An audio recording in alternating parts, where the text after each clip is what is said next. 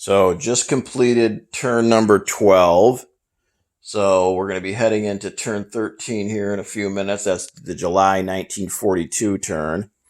And as I predicted, quite a bit of action here on turn number 12.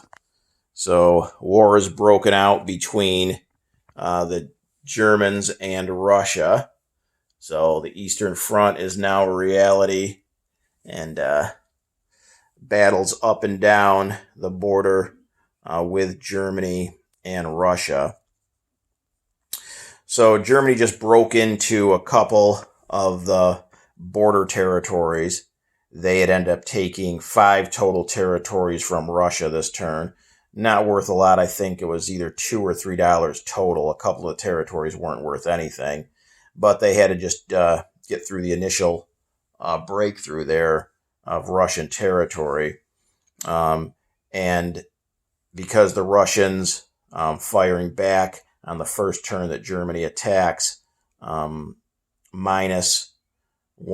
as well as the German air and ground units +1, I think the Russians ended up inflicting like 1 total casualty in all the combat. The Germans came over and took out the Baltic fleet that was outside of Leningrad. And then, again, just up and down the land border they share with Russia, they went ahead and took them out. So, as you can see, Germany still has huge stacks of all kinds of vehicles coming into Russia. So, starting up here in the Baltic states, they took Lithuania, and there's 5 medium armor, 5 self-propelled artillery there. Then in the territory next door here, right above East Poland, you got a stack of 15 medium armor, 5 motorized, and 5 towed artillery pieces. Then in East Poland, you've got a couple of towed artillery pieces, 5 more motorized and an infantry. And then in West Ukraine, you've got a cavalry, motorized, and an infantry. And also right behind, in territories right behind all those forces, there's 5 German fighters, 5 more self-propelled artillery, 5 more motorized infantry. Down in Romania, there's a tactical and medium bomber, a light tank, 3 infantry. And the Germans also have 4 fighters that they can bring over for Berlin on this next turn. So Germany punched through the initial Russian defenses, suffering almost no casualties. They didn't, other than taking out the Baltic fleet here, they didn't really inflict too much in the way of casualties either. The Russians mostly just had either 1 or at the most 2 infantry in each territory. But that's the first step for Germany in their march on Moscow here, breaking through those initial Russian defenses. They also put down 5 more subs, so they're starting to concentrate a little bit on the Navy now, building up a U-boat fleet. And they also bought those 4 fighters they put in Berlin. The Russians responded. Since the Molotov-Ribbentrop Pact is now in tatters, they went into the rest of Finland, took both of those territories. On the turn that Germany attacks, Russia's only able to attack 1 land territory. That's it. So they can't counterattack all along the frontier. So they chose this territory in southern Russia bordering Romania. They took that back. They still have a couple of light tanks and a motorized infantry there. And they did take out, it was a stack of like 7 Romanian infantry. So not too bad for Russia. For their purchases, they now have heavy armor technology. So they bought 3 heavy armor. And we've got the KV-2 sculpt for that. They also put 5 infantry down in Kursk and then 5 more in Leningrad. So they got a decent force there. So the Germans still have a little work to do to break through before they can start getting into the heart of Russia and start getting at some of the more expensive military units the Russians have on the board. So one thing that kind of was interesting, and wasn't sure which way to go with it. In the end, Stalin showed a little bit of caution, not typical of his usual wartime performance. So what we were presented with here for the Soviet Union was all of these units here in Arel Kursk. So that's a stack of 15 T-34s medium armor, 5 self-propelled artillery, Katyusha rocket launchers, and they also had 5 motorized infantry, a couple of light tanks. So for the one territory that they can counterattack on the turn that Germany attacks them, was thinking about going through southern Belarusia into this territory here, that the Germans have 15 medium armor, 5 motorized infantry, and 5 towed artillery pieces. So altogether, the Russians would have had plus 5 units compared to what the Germans had defending. And it was about, I think, around a 24 difference in terms of the total attacks for the Russian units compared to the total defensive strength of the Germans. So it was probably about a 60-40 chance, I think, that the Russians would have taken that territory. And obviously taking out that huge stack of German armor plus the artillery and the motorized infantry would have been a pretty big blow to Germany. But the reason why I hesitated was, again, it's about a 60-40, but the Russians are still going to lose a bunch of stuff. They're going to probably lose almost everything except for probably a few tanks and the aircraft they would have brought in. And at that point, if you look at the board here, you take out pretty much everything in Arel Kursk besides the 5 infantry they just put down this turn, and there's just not much left in Russia whatsoever. Whereas with Germany, even taking out those 15 tanks and the artillery and the motorized infantry, the Germans still have quite a bit left on the Eastern Front. And they're making about $25 to $30 per turn more than Russia. So I just thought, as the Russians, even a victory is going to cost you so much and leave, the cupboard bare, so to speak, in the rest of Russia, that decided to not pull the trigger on that attack, went for the safer attack down here in southern Russia, which did again take out 7 infantry and kind of weakened the southern flank of the German offensive quite a bit. And instead, Russia's just going to kind of bide their time, look for maybe a better opportunity to strike, and hopefully the Allies can support them a little bit. The U.S. is about to get into the conflict. Maybe Britain can start helping them out a little bit. So that is how the first turn in the battle on the Eastern Front went. As far as the British, they brought back some naval units outside of the UK here. So they've got about 6 destroyers and a couple of transports, and they did put 4 men down in London, so now they can move those 4 guys here this next turn. And then they also went ahead and put 2 more medium armor down in South Africa. And again, they just continue their slow march up. And they're now reached Central Africa with some armor and some infantry. And then a couple of tacticals, a couple of fighters, a medium bomber, a strategic bomber, and 2 medium armor right behind them. So Britain's starting to make their way back up into North Africa. They got to get Egypt back.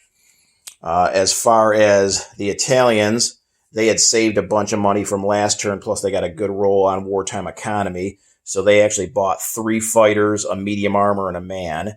The infantry in Tripolitania, the medium armor in Cyrenaica, and then 3 fighters in northern Italy. So now between what's in Africa and northern Italy, the Italians have a nice-looking air force, about 8 fighters and 4 tactical bombers. So again, it's going to be tough for Britain on their own to push the Italians out of Africa, just because Italy's got so much going on in northern Africa, and they're both about the same in terms of the income. But now that the deciding factor could be the United States. The United States is now in the conflict. They rolled sufficiently to hit their wartime economy of $63. And they went ahead, spent a little bit of money in both the Pacific and the Atlantic. So they bought another transport and another tank and another man. So now, starting here on turn number 13, they can transport over 6 men, 3 medium armor, and 3 artillery right away. So they might be landing here in North Africa. They could go into Western Europe. So definitely something for both the Germans and the Italians to think about, especially Italy. Germany makes enough money, and they've got some decent defense forces in Western Europe as it is, that probably isn't enough what the U.S. can bring over right now to bother Germany all that much. But if the U.S. lands all that in North Africa, along with the British force that's coming up from South Africa, that's probably enough to overwhelm within 2 or 3 turns Italy. So Germany might actually have to start sending some units to North Africa to help out the Italians. In the Pacific, the Japanese did go ahead and combine into 2 pretty big fleets, one here in the Japanese home waters and then one down here at the Caroline Islands. So the one here in the Japanese home waters, the bigger fleet, they completed 3 Yamato class battleships that are now going to take 3 hits apiece to destroy, plus they attack and defend higher than normal battleships. They also have a couple of fleet carriers, a couple of regular battleships, a couple of light cruisers, a sub, and 3 destroyers. Plus they've got 4 fighters sitting here too that can fly out and do some damage if the U.S. gets too close.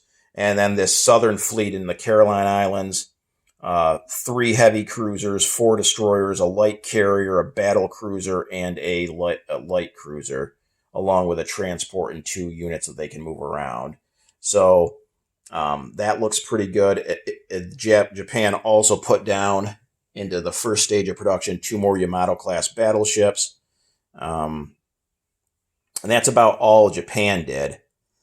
As far as the Far East Command, they bought another fighter and then moved up and took Siam. So they've got 4 infantry and 2 medium armor there. So they'll be able to take British Malaya back here on this next turn.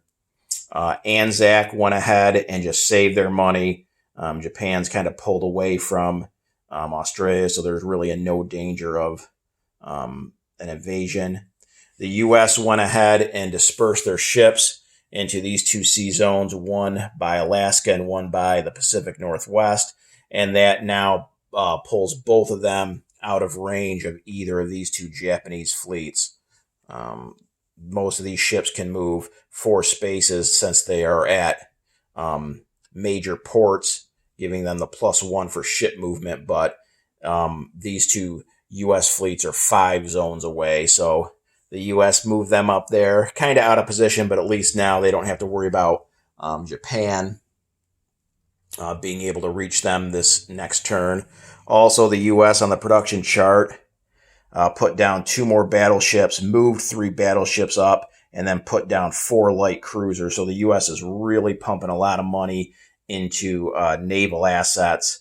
And now that they're in the conflict with bonuses, they make roughly double what Japan does. So for now, Japan's holding their own, but I think it's going to be, depending on if the U.S. continues to concentrate mostly on the Pacific, it's going to be trouble for Japan to kind of keep parity in the Pacific.